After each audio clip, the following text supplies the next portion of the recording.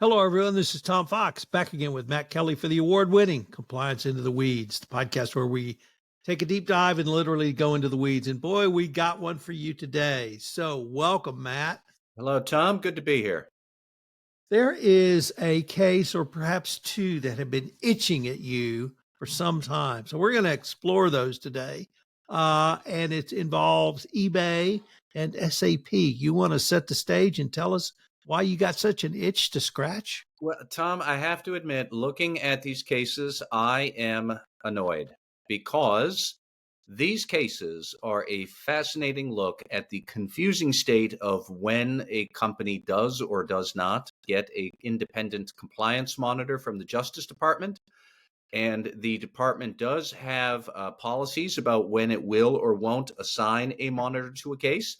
And so then in January, a couple of weeks ago, lo and behold, I think in 2 consecutive days, or certainly within the same week, we had that large FCPA enforcement action against eBay, big criminal penalty, no monitor. And right after that, we had this wackadoo cuckoo case with eBay where it was accused of having its CEO, the chief marketing officer, not the current ones, former senior executives conspiring with the company's internal security team to harass two online critics in a really awful, menacing way, which is terrible behavior.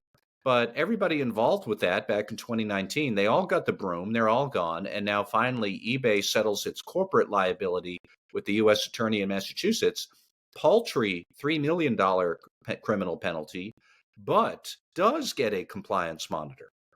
And Tom, when you put these two cases together of recidivist FCPA corporate misconduct fraud at SAP, no monitor, and one-off cuckoo, really bad criminal behavior by eBay, does get a monitor, put those two things together, and Tom, I can't figure out which end is up and if we are or are not serious about the Justice Department and them assigning compliance monitors, because I don't think any of this makes any sense. Well, I think it does actually make a little sense, Matt, and at least it makes sense to me with SAP. However, having said that, if we'll go back to October 2022, where Lisa Monaco announced that corporate recidivism would be punished and punished severely. So don't become a recidivist. Well, 2 months later, we had the ABB FCPA enforcement action, which ABB was the first-time, three-time loser. And so we have a recidivist there, no monitor. SAP also was a recidivist, although only one time that we were aware of, 2014, I believe, and they did not receive a monitor.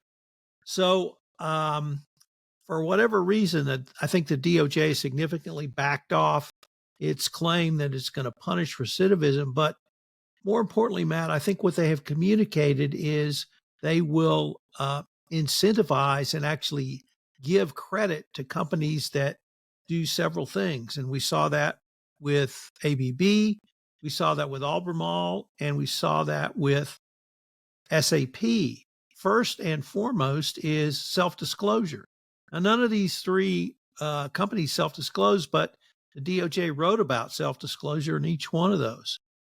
Then we moved to extensive remediation, and SAP engaged in remediation by root cause analysis, followed by risk assessment and gap analysis. They enhanced their compliance program. They changed their sales model, which we saw with Albemarle, and then they greatly expanded their data analytics program. They did the holdback that Kenneth Polite was so proud of when he announced that last year in terms of the pilot program. They had extensive cooperation during the pendency of their investigation. And I guess what I've seen is the DOJ's claim that they're going to punish recidivism has really lessened, and they have increased the incentives they are giving to companies to self-disclose and cooperate and remediate in the form of both reduced penalties and, as you noted, no monitor. Well, I mean, Tom, on one hand, I see all of that and I take your point. On the other hand, I keep coming back to four words: cry me a river, SAP. Because if you go to the actual policy the DOJ says for a monitor, and what is the whole point of them? What are they supposed to do? Well, quote, monitors can be a beneficial means of assessing a business organization's compliance with the terms of the criminal resolution. Monitors can be an effective means of reducing the risk of recurrence in the misconduct and compliance lapses that gave rise to the underlying criminal resolution. And okay, so SAP is a recidivist, and in multiple ways, because they did have that first FCPA action. I think it was just with the SEC, and it was in 2016. But they had a significant national security settlement 2 years ago, and now they have this significant FCPA settlement now. This is a company that I do suspect at the very top is trying to do the right thing. I think they want to do the right thing, but ultimately they're not doing it. So they need help. And well, that is a monitor. And, one of the things that I really kind of dorked out on when I wrote up a post about all this is that if you look at how monitors get chosen, a lot of the time, a lot of the criteria that they have, there are 10 factors that a prosecutor should be considering. A lot of these factors, I don't think they work in SAP's favor to avoid a monitor. For example, whether at the time of resolution, the company's risk profile has substantially changed, such that the risk of recurrence of the misconduct is minimal or non existent. Well, SAP was doing work in high risk jurisdictions before. They're doing high risk jurisdiction work now. They're going to continue to do that in the future.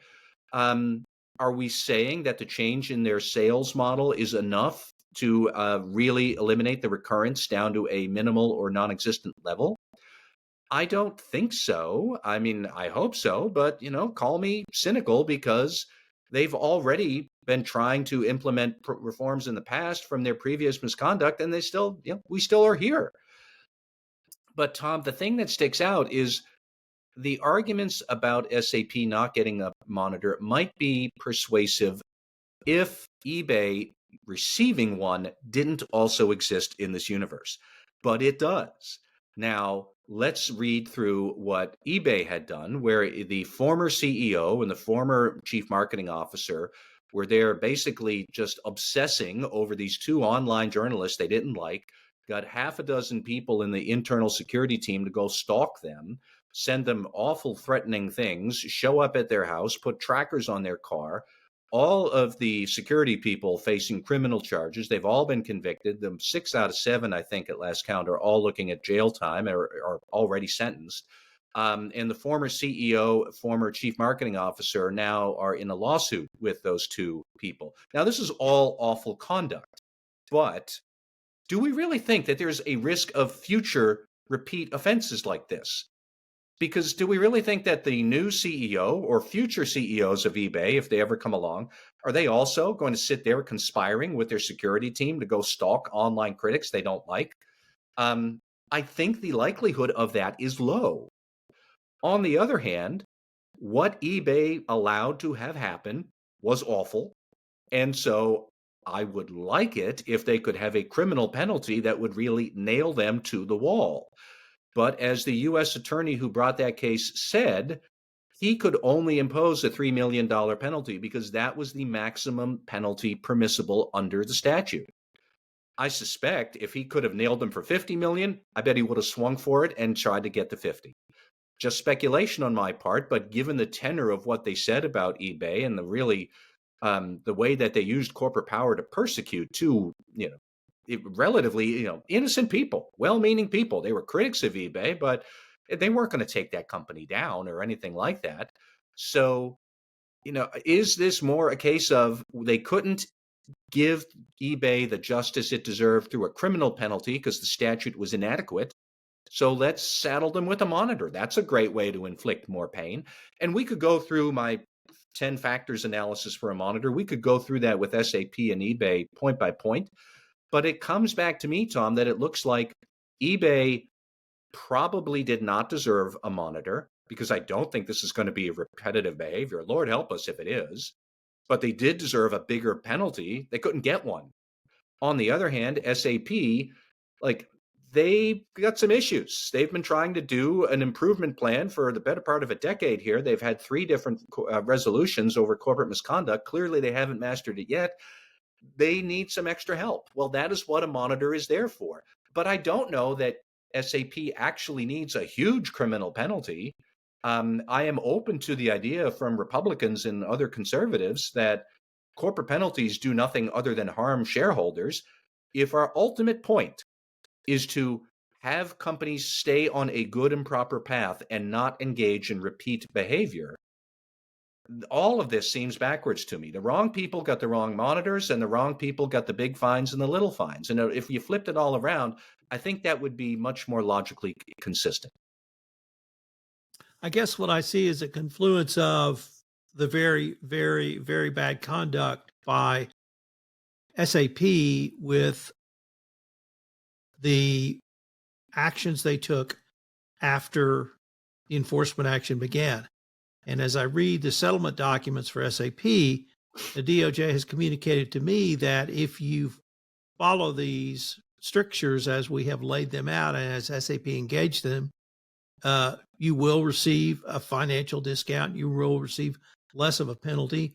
And if you put a policies, procedures, and a program in place and test that program or test those controls, then you won't receive a monitor.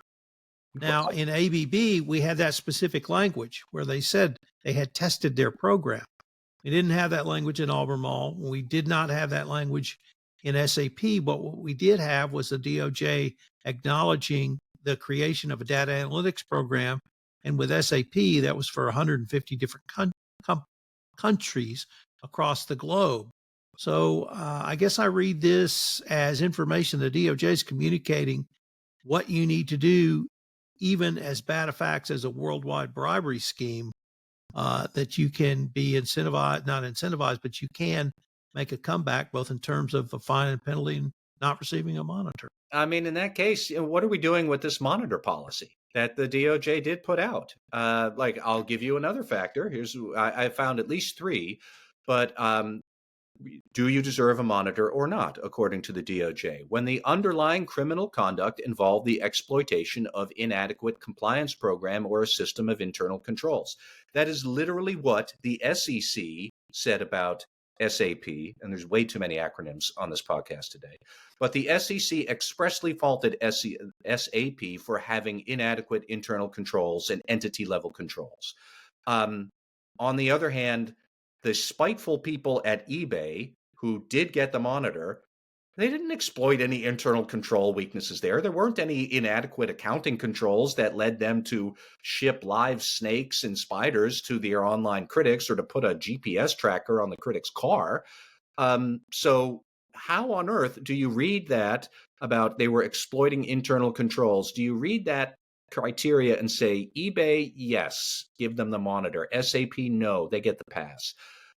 If we are to take monitors seriously and the guidance that the DOJ put out about how and when we decide for a monitor, if we're going to take that seriously, then I still come back to, I don't get it, SAP. And I understand you bent over backwards with all the great internal control remediations and everything. So did eBay after this, because what their original leaders and security people did is, like I said, cuckoo bananas.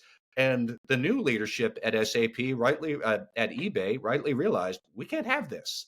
So they fired a whole bunch of people. They fired the CEO. They fired the chief marketing officer. Technically, I believe the ex-CEO was invited to leave or resigned upon mutual agreement. But there was nothing there that eBay did do or didn't do that SAP also didn't do. They were addressing different types of misconduct, radically different types of misconduct, but they both went to relatively the same great lengths to try and clean up their problems. And yet still, we wind up with, in my opinion, how did eBay get a monitor here? Or why are they getting one, but if they're getting one, SAP gets off of getting a monitor? Which brings me, Tom, to another question. Is this really more just a question of local U.S. attorneys dancing to their own tune as opposed to what Washington lays out as policy that we're supposed to think is actual policy. But maybe it's only policy if you're dealing with the fraud section in Washington, and not actual policy if you're dealing with local U.S. attorneys who, of course, are political movers, always looking to get themselves elected governor or senator or something like that somewhere down the road. I don't know. Is that what is driving the discrepancy in enforcement here? But there seems to be an inconsistent approach to enforcement, and it bothers me. I was actually going to raise that point because I think that you're definitely onto something, that the U.S. attorney is a appointee of the president, answerable only to the president, not even to the attorney general, and that they have wide latitude to engage in a variety of remedies in their district. And I think this was one of those cases. And while I may have hoped that the monitor policy would have been more encompassing for the entire Department of Justice, it may be limited to the fraud section, or it may be limited to the FCPA unit in Main Justice in Washington. If that is the case, and I don't dispute, maybe that is the case, it would be nice for somebody to say so, as we all hang on every word from the Justice Department and parse over every speech and every press release they put out. And Tom, as a side yard of weeds that we can go into while we're here, I might also add that the eBay action does not require a CCO certification. So let's just back up and say this again, that eBay was credited for engaging in extensive compliance remediation, still got a compliance monitor. They called out the importance of eBay hiring a chief ethics officer and expanding its compliance team. But at the end of all of that, no, the CCO does not have to have a CCO certification. It's mentioned nowhere in the settlement documents for eBay. So I thought that's what we were supposed to be doing now. That's what Kevin Polite and others at Main Justice in Washington have been saying for the better part of 2 years, is that this is standard fare. No, it's not, because eBay doesn't have it. I don't know why they get a special menu, but it's not fair for them. But it is apparently standard fare for everybody else. So another thing that I don't quite get it, when you look at both of these two cases next to each other, all sorts of weird stuff and questions just come to mind. That seems like a great point to end this podcast on, Matt. Can't wait to see what next week brings us. Thank you, Tom.